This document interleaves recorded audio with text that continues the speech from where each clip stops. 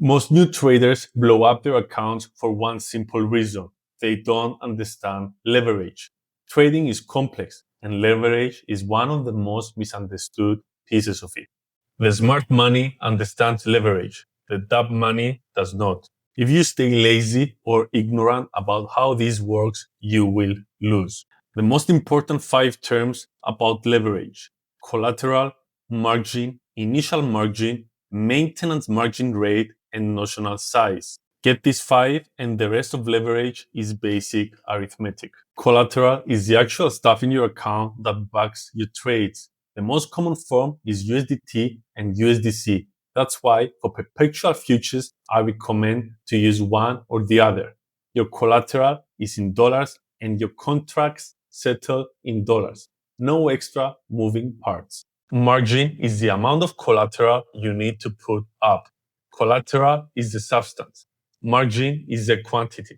Different words, related concepts. Initial margin, the cost, is the amount of collateral you need to open a position. Think of it like the cost of doing business.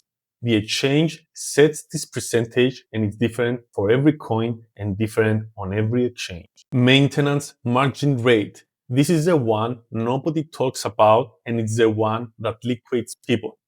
Maintenance margin rate is the minimum collateral you must keep in the position to keep it open. It's a percentage of your notional size. It's set by the exchange and it's different per coin and different per exchange. Always know the MMR for whatever you are trading. Later on, I will show you exactly where to find it in the exchange. Notional size is the total dollar value of your open position. It's your number of coins times the current price. Long one Bitcoin at 30,000 and your notional is 30,000 USD. Bitcoin pumps to 35,000, your notional now becomes 35,000 USD.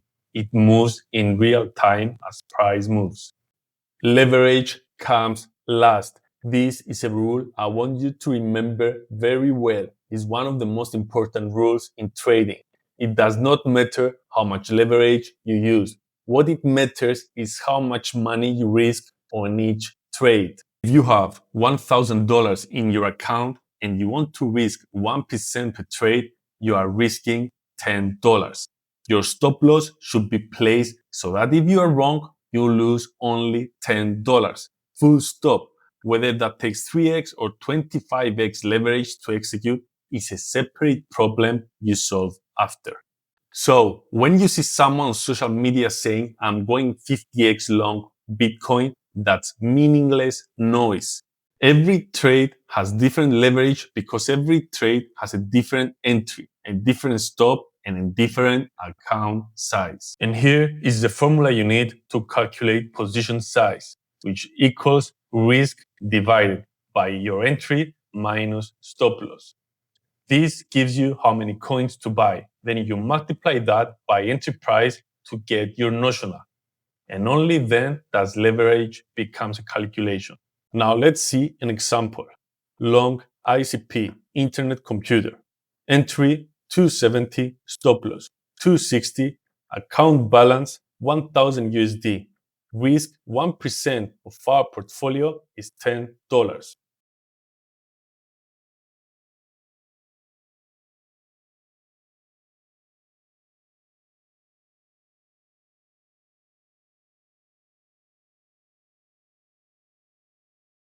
Divide 10 by 0.10, we get 100 ICP.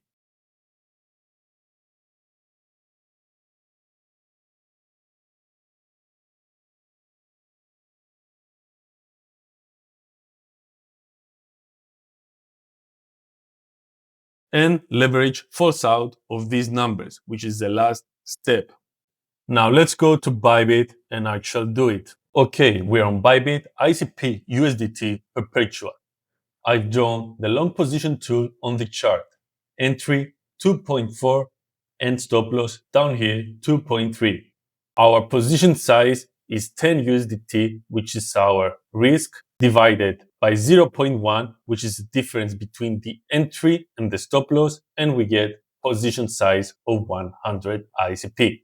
Now we go to the order form. Limit order because price is just above and we want to wait for a small pullback. Price 2.4, quantity 100 ICP as is our position size, stop loss 2.3. As we see, expected loss 10 USDT as per our calculations, and the value is 240 at 1x leverage. Now we go to the order form. Limit order because price is just above and we want to wait for a small pullback. Price of entry 2.4, quantity 100 ICP, which is our position size, stop loss 2.3, expected loss 10 USDT, notional size 240 USDT, and cost 240 at 1x leverage, which means to execute this trade, we need 240 USDT available. If we scroll down, we see our available balance is 60 USDT. Let's click long buy and see what happens. Of course, order submission failed, insufficient available margin, because we have 60 USDT available and the cost at 1x leverage is 240. Here is where the leverage comes in. At 2x, we need 120 USDT available. If we click long, we'll fail again. At 3x, we need 80 USDT long, failed again. And at 5x, we need 48 USDT. And we have available 60 USDT, which should go through long. And it went through. Notice what I did not change. My risk. My risk is still 10 USDT. Still 100 ICP, position size, still stop loss 2.3. The only thing that changed is how much of my $60 balance this trade tied up. That is what leverage is actual for, capital efficiency. Our limit order is set and it will be executed when price drops to 2.4. Stop loss 10 USDT. We risk, and our available balance is 11.76 as we used 48.2376 of our 60 USDT balance. That's why we have an available balance of 11.76 USDT. Before you ever take a trade, you need to find the initial margin and the maintenance margin. Every exchange has a contract details section per coin. Sometimes you click more to expand it. On Bybit, for ICP, initial margin base value is 2%, which is why the max leverage is 50x. And maintenance margin base value is 1%. Different coin, different numbers. Different exchange, different numbers. Always check. The maintenance margin rate is the line that liquidates you. Let me show you what that means with the real numbers. We are now in the position at 5x. Position margin $48, value notional size 240 USDT. And look here, estimate liquidation price 1.94 USDT. That's nearly 20% below entry before I get liquidated. Liquidation is in case you did not use stop loss, so you will lose all your 48 USDT dollars, all the cost you used to open this position. I want to walk you through the math behind this number, our estimate liquidation price. Maintenance margin for ICP on Bybit is 1%. Our notional size is 240 USDT. To calculate the floor, we need the maintenance margin of our notional size, which is 2.4. Our cost for this position is 48.24 USDT.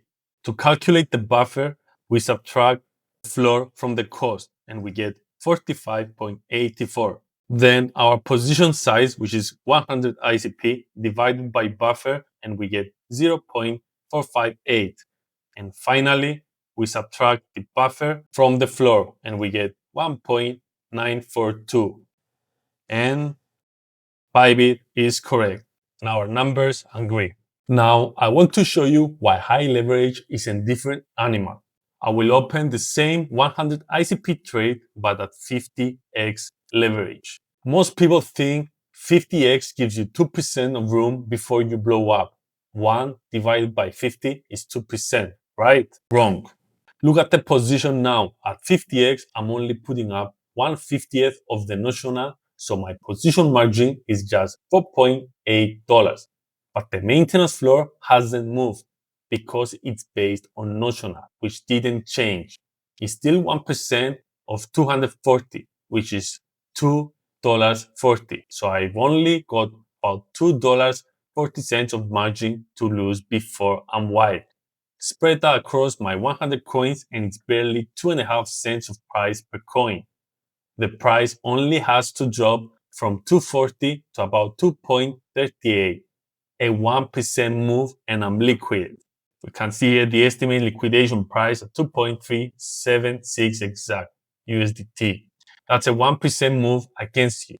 1% and you're done. And here's the part that matters most. Look at where liquidation sits. 2.38 versus our stop loss at 2.30. Liquidation is above the stop. As price falls from 240, it reaches 2.38 first. So the exchange liquidates me before price ever touches my 2.30 stop. The stop loss I place to cap my risk never even gets a chance to fire. Compare that to the 5x trade earlier where liquidation was 1.94, far below the 2.30 stop. There, the stop triggers first and I exit on my own terms, losing only what I planned. That flip is the whole danger of stacking leverage. Once liquidation climbs above your stop loss, your risk plan is dead and the exchange decides when you are out. 50x does not give you 2% room. It gives you 1%. 10x doesn't give you 10%. It gives you 9.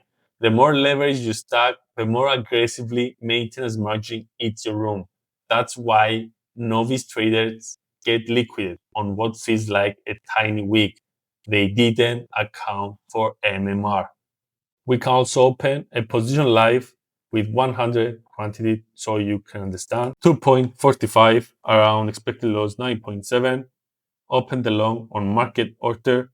Our liquidation is above our stop loss. Our stop loss of 10 USDT risk will never be triggered. And if price goes below 2.52, which is our liquidation, we will be losing amount of margin that was required to open the position, which is 5.2312. Also, don't worry, you don't have to do this math manually every time. Every decent change has a calculator. Profit and loss calculator, 5x leverage, entry position 2.4, close 2.3, quantity 100 ICP, profit loss minus 10 USDT, initial margin to open the position 48 USDT. To see the liquidation, 5 leverage, entry price 2.4, quantity 100, calculate our liquidation price 1.94 USDT as we've seen before.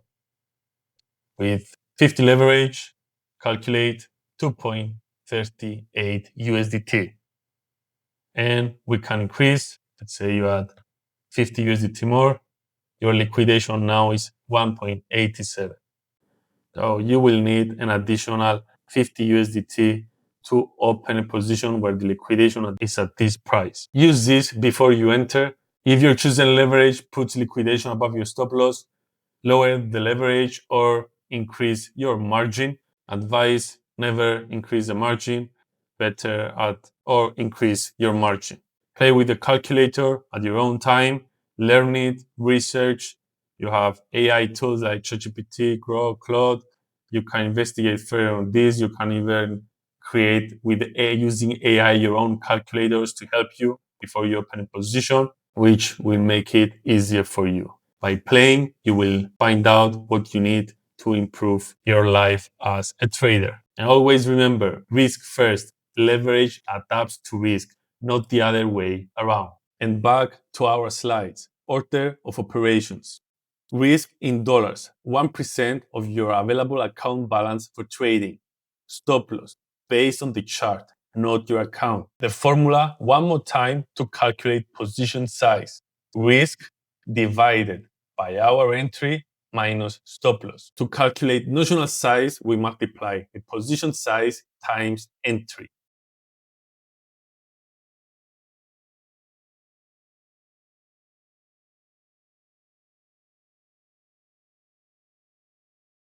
Types of margin. Two options on every exchange. Cross and isolated. Cross margin means all your collateral backs all your open positions together. Flexible, but a bad position can drain margin from your winning positions to keep itself alive. Where isolated margin means each position has its own margin balance, walled off, and blow up on one trade stays on that trade. Other positions are untouched. I recommend isolated, especially as you are learning. Here is the scenario. You have three positions open: long Bitcoin, long Ethereum, long ICP. Bitcoin and Ethereum are running nicely in profit. On the ICP one, you forgot to set a stop loss. It happens. Take enough trades and you will make mistakes. ICP dumps 15% in an hour. On cross margin, that ICP liquidation can drag your winnings of Bitcoin Ethereum trades down with it. The exchange will rip margin from those positions to keep ICP alive until they all blow up. On isolated margin, ICP liquidates alone. Bitcoin and Ethereum keep running. You take the hit you were supposed to take and your good trades survive. That's the whole game. Use isolated. So that's leverage. And to recap, leverage is not for making bigger profits. It's for capital efficiency. It lets you put less money on the exchange while still controlling the position size your strategy requires. Less of your capital sitting on an exchange that could get hacked, and the ability to take small, precise trades without funding them in full. Risk comes first, stop loss second, size third, notional fourth, leverage absolutely last. If this confused you anywhere, rewind it, pause it, take notes, open up a tiny account with $5 or $10, or even use a demo account. Play with the leverage slider, set fake trades, get feel for it before real money is on the line. Practice is non-negotiable. If you like this, please subscribe to be notified for the next lesson. Have a great day.